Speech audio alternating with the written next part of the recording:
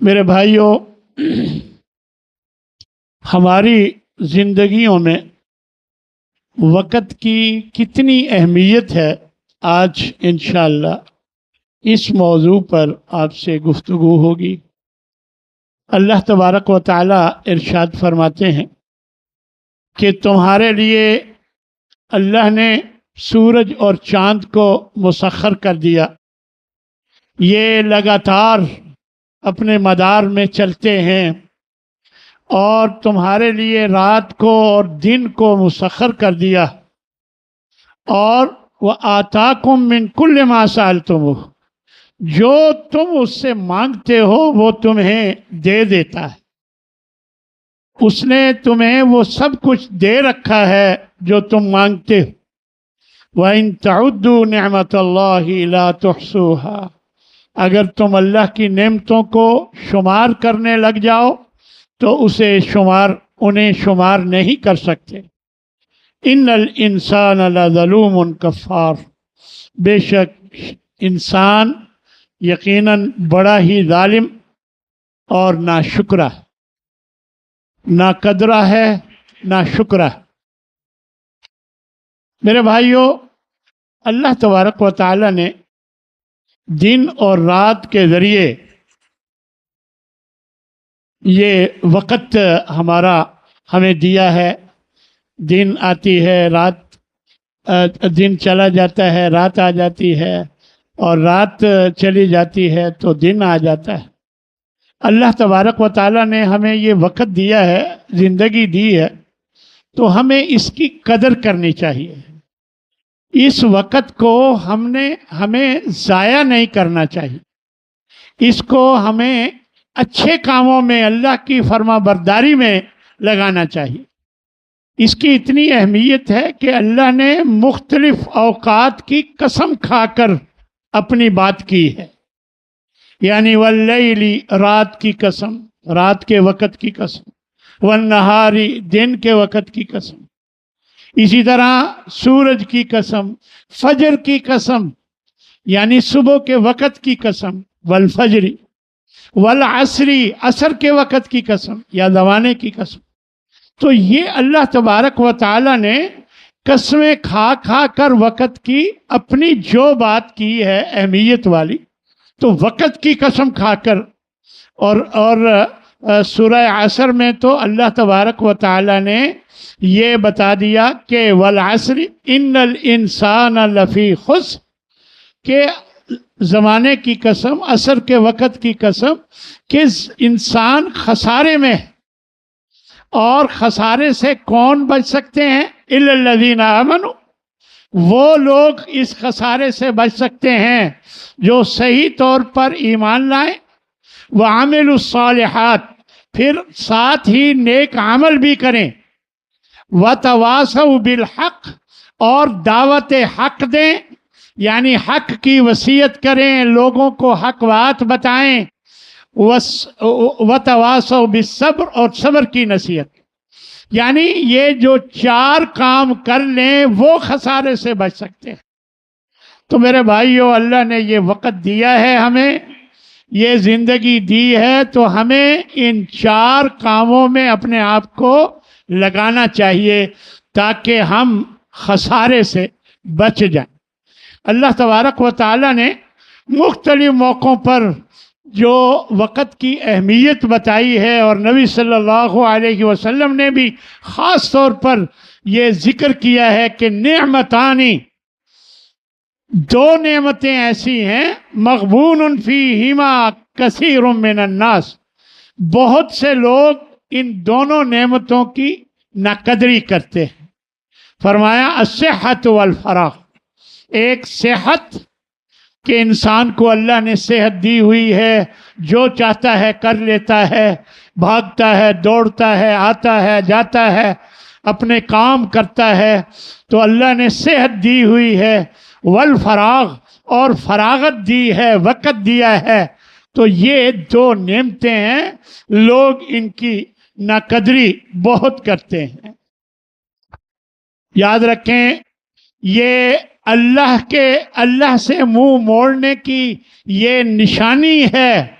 کہ انسان اپنا وقت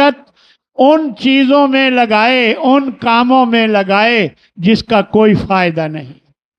تاش کھیلنے میں، کیرم بورڈ کھیلنے میں، یعنی بیکار وقت ضائع کرے ڈرامے دیکھنے میں اور اس طرح کے معاملات میں جس کا کوئی فائدہ نہیں، ان کاموں میں لگانا اپنے آپ کو، اپنے وقت کو، یہ اللہ سے اعراض کرنے والی بات ہے، اللہ سے منہ موڑنے والی بات ہے۔ میرے بھائیوں، ہم نے دیکھا ہے کہ بعض لوگ دوستوں کے ساتھ گھوم پھر کر اپنا وقت ضائع کرتے ہیں، اور یہ یاد رکھیں انہی کے بارے میں اللہ تبارک و تعالی نے یہ ذکر کیا ہے کہ یوم یعض الظالم علی یدیہ، قیامت کے دن ظالم، اپنا وقت ضائع کرنے والا، شرک کرنے والا، غلط کاموں میں اپنا وقت لگانے والا، یہ ظالم اپنے ہاتھوں کو چبائے گا اور کہے گا یا لیتنی اتخذت مع الرسول سبیلا، اے کاش میں رسول کا راستہ اپناتا اور میں ادھر ادھر نہ گھومتا پھرتا، بلکہ میں اللہ اور اس کے رسول کا راستہ اپناتا، جو اللہ اور اس کے رسول نے حکم دیا میں اس کے مطابق چلتا، اپنا وقت ادھر لگاتا۔ یا ویلتا لیتنی لم اتخذ فلانا خلیلا، پھر کہے گا اے کاش میں فلاں کو اپنا دوست نہ بناتا، اس نے میرا بڑا وقت ضائع کرایا، اس نے مجھے بڑے غلط کاموں میں لگایا، کاش میں فلاں کو دوست نہ بناتا۔ لقد اضلنی عن الذکر، میرے پاس ذکر آیا تھا لیکن اس نے مجھے اس سے دور رکھا، گمراہ کر دیا، اذ جاءنی، جب کہ میرے پاس آیا تھا وہ ذکر۔ تو میرے بھائیو، اس وقت جو ہاتھوں کو چبانا ہے، افسوس کرنا ہے، تو اس وقت کوئی فائدہ نہیں ہوگا۔ یقیناً دنیا ہی میں جو کر کے جائیں گے اسی کا آپ کو اللہ تبارک و تعالی انشاءاللہ فائدہ دے گا۔ نبی کریم صلی اللہ علیہ وسلم ارشاد فرماتے ہیں مثل الجلیس الصالح والسوء، کہ نیک اور بد ساتھی کی مثال ایسے ہے کہ حامل المسک، جیسے ایک عطر فروش ہو، وہ نافخ الکیر، اور ایک بھٹی دھونکنے والا ہو، یعنی جو لوہا گرم کرنے کے لیے بھٹی کو دھونکتا ہے وہ ہو۔ فحامل المسک، جو عطر فروش ہے، یا وہ آپ اس کا ساتھی، آپ کا ساتھی وہ بنے گا تو کیا ہوگا؟ یا تو وہ تمہیں کچھ ہدیے میں دے دے گا، یا ہدیے میں نہیں تو تم اس سے کچھ خرید لو گے، اگر یہ بھی نہیں تو کم از کم اس سے تمہیں خوشبو تو آئے گی۔ اور دوسرا جو ہے وہ جو نافخ الکیر، اور جو بھٹی کو دھونکنے والا ہے، فرمایا اما ان یحرک ثیابک، یا تو وہ تمہارے کپڑے جلا دے گا، اگر اس کے ساتھ بیٹھو گے تو وہ یا تو کپڑے جلا دے گا یا تمہیں بری یعنی بدبو آئے گی اس سے، یعنی اس سے تمہیں کچھ بھی حاصل نہیں ہوگا۔ یاد رکھو، ایسی مجالس، ایسے محافل جن میں بیہودہ گفتگو ہوتی ہے، جس میں بیکار کے کام ہوتے ہیں، فضول باتیں ہوتی ہیں، یاد رکھیں ان سے بچیں، وگرنہ قیامت کے دن آپ کو پچھتانا پڑے گا، ندامت کا سامنا کرنا پڑے گا۔ یاد رکھیں نبی کریم صلی اللہ علیہ وسلم کا فرمان ہے ما جلس قوم مجلسا لم یذکروا اللہ ولم یصلوا علی نبیہم صلی اللہ علیہ وسلم، کہ جو لوگ کسی ایسی مجلس میں بیٹھتے ہیں جس میں نہ اللہ کا ذکر کیا جا رہا ہوتا ہے، نہ نبی صلی اللہ علیہ وسلم پر درود پڑھا جا رہا ہوتا ہے، الا کان مجلسہم علیہم ترۃ یوم القیامہ، یاد رکھیں قیامت کے دن یہ حسرت اور ندامت بن جائے گی۔ ان شاء عفا عنہم، اگر چاہے تو اللہ نے انہیں معاف کرنا چاہا تو کر دے گا، وَإِن شَاءَ أَخَذَهُمْ، اور اگر اس نے چاہا تو انہیں پکڑ لے گا۔ لہذا میرے بھائیوں، ایسی مجلسوں اور ایسی محفلوں سے ہمیں بچنے کی کوشش کرنی چاہیے۔ اسی طرح میرے بھائیوں، کچھ لوگ کہانیوں اور من گھڑت واقعات پر مشتمل ڈائجسٹ اور رسالے پڑھ کر اپنا وقت ضائع کرتے رہتے ہیں۔ عادت ہے کہ من گھڑت کہانیاں لوگوں نے لکھی ہوئی ہیں، انہیں پڑھ پڑھ کر اپنا وقت ضائع کرتے ہیں۔ کاش یہ لوگ قرآن مجید کی تفسیر پڑھنے میں، قرآن مجید کو سمجھنے میں یہ وقت لگاتے، کاش یہ لوگ احادیث پڑھنے میں، ان کو سمجھنے میں یہ وقت لگاتے، کاش یہ لوگ قرآن کی تلاوت کرنے میں یہ وقت لگاتے، اور سیرت طیبہ نبی صلی اللہ علیہ وسلم کی سیرت پڑھنے میں، سیرت صحابہ پڑھنے میں یہ وقت لگاتے۔ کاش یہ ایسا کرتے تو کل ان کو شرمندگی کا سامنا نہ کرنا پڑتا۔ اسی طرح میرے بھائیوں، کچھ لوگ رات کو دیر تک جاگتے رہتے ہیں اور فضول کاموں میں اپنا وقت برباد کرتے ہیں، بے مقصد، کبھی یا ٹی وی پہ بیٹھے ہیں یا یعنی موبائل پہ لگے ہوئے ہیں، بے مقصد جاگ رہے ہیں، اور عین اس وقت سو جاتے ہیں کہ جب اللہ آواز لگاتا ہے کہ کوئی ہے جو من یدعونی فاستجیب لہ، کہ مجھے کوئی پکارے، میں دعا کرے، میں اس کی دعا قبول کروں، اور ومن یسألنی فاعطیہ، کوئی مجھ سے مانگے میں اسے دے دوں، کوئی مجھ سے رزق مانگے میں اسے رزق دے دوں، کوئی تو اللہ تبارک و تعالی یہ فرما رہا ہوتا ہے اور ہم عین اس وقت سو جاتے ہیں۔ یعنی جو سونے کا وقت تھا وہ ہم بےہودہ بے مقصد کاموں میں جاگے رہتے ہیں، اور جو جاگنے کا وقت تھا، تہجد کا ٹائم تھا، فجر کی نماز پڑھنے کا وقت تھا، اس وقت ہم سوئے رہتے ہیں۔ اب مجھے بتائیں کہ اس صورتحال میں جو آپ نے وقت لگایا تو کیا آپ کو کل شرمندگی کا سامنا نہیں کرنا پڑے گا؟ یقیناً کرنا پڑے گا۔ اس لیے میرے بھائیوں، ہمیں یاد رکھنا چاہیے، اللہ نے رات سکون کے لیے، آرام کے لیے، نیند کے لیے بنائی ہے۔ اللہ نے قرآن مجید میں یہ بات بیان فرمائی ہے، فرمایا ہے وَمِن رَحْمَتِهِ جَعَلَ لَكُمُ اللَّيْلَ وَالنَّهَارَ، یہ اللہ کی رحمت اور مہربانی ہے کہ اس نے تمہارے لیے رات اور دن بنائے، لِتَسْكُنُوا فِيهِ وَلِتَبْتَغُوا مِن فَضْلِهِ لَعَلَّكُمْ تَشْكُرُونَ، یعنی رات بنائی تاکہ تم اس میں سکون حاصل کرو، دن بنایا تاکہ تم اس میں اللہ کا فضل تلاش کرو اور اللہ کا شکر ادا کرو۔ یہ اللہ نے اس مقصد کے لیے بنائے، اور ہم راتوں کو جاگتے ہیں اور دن کو دن گئے سورج 10 بجے تک ہم سوئے رہتے ہیں۔ تو میرے بھائیوں، اللہ کی ناراضگی میں جو وقت ہم لگاتے ہیں، یقیناً یہ ہمارے لیے کل پشیمانی کا باعث بنے گا اور یہ اللہ کی ناراضی کا باعث بنے گا۔ اس سے ہمیں اپنے آپ کو ٹھیک کرنے کی کوشش کرنی چاہیے، تبدیلی لانی چاہیے۔ اسی طرح میرے بھائیوں، کچھ لوگ ٹی وی کے سامنے گھنٹوں بیٹھے رہتے ہیں اور اپنے پسندیدہ پروگرام دیکھتے ہیں، یعنی میچ دیکھتے ہیں، اور اس کے علاوہ ایسے مناظر جو اللہ کو ناراض کرنے والے ہیں وہ مناظر دیکھتے رہتے ہیں، یعنی ننگی عورتوں کو اور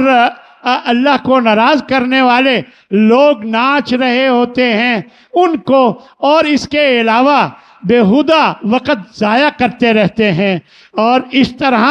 وقت ضائع کر کے اللہ کو ناراض کرتے ہیں۔ تو میرے بھائیوں، جتنی بھی اس دور میں ایجادات ہیں ان سب میں اس دور کی جو فون ایجاد ہے، یہ فون یہ سب سے بڑا وقت ضائع کرنے والی ایجاد ہے، یعنی جس میں سب سے زیادہ وقت کا ضیاع جو ہے یہ موبائل فون سے ہوتا ہے۔ اس لیے ہمیں اپنے موبائل فون کا استعمال سوچ سمجھ کے کرنا چاہیے۔ دیکھا گیا ہے چھوٹے ہوں بڑے ہوں مرد ہوں عورتیں ہوں لگے ہوئے ہیں فون میں، ہر وقت فون میں لگے ہوئے، کوئی موسیقی سن رہا ہے، کوئی غیر محرم عورتوں کو دیکھ رہا ہے، لگے ہوئے ہیں فونوں میں، اور اس طرح مختلف گناہوں میں مشغول ہیں۔ تو میرے بھائیوں، یہ ایک تو وقت کا ضیاع ہے، ایک تو وقت کا ضیاع ہے، دوسرا اللہ کی ناراضی کا باعث، انتہائی اللہ کو ناراض کرنے والے معاملات ہیں یہ۔ اس لیے میرے بھائیوں، ہمیں اس فون سے یعنی اچھے کاموں